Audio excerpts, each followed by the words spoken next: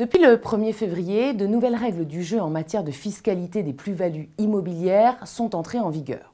Jusque-là, le jeu des abattements conduisait à une exonération totale pour tous les biens vendus après 15 ans de détention.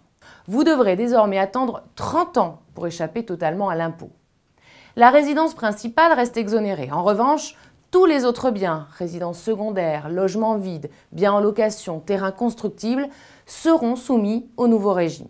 Une exception est toutefois prévue dans certaines conditions pour les ménages qui vendent une résidence secondaire pour la première fois pour acheter leur résidence principale. La plus-value imposable est calculée en faisant la différence entre le prix de vente et le prix d'achat du bien. Ce prix d'achat peut être majoré forfaitairement et sans justificatif de 7,5% pour frais de notaire.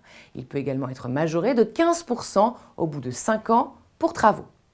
Ces majorations vous permettent de réduire artificiellement la valeur de votre plus-value aux yeux de l'État et donc de réduire l'impôt que vous payerez dessus. À partir de la 6e année de détention du bien, des abattements progressifs viennent chaque année diminuer son montant. 0% les 5 premières années, 2% par an de la 6e à la 17e année, 4% par an de la 18e à la 24e année et 8% par an de la 25e à la 30e année. Ce calcul aboutit à une exonération totale au bout de 30 ans.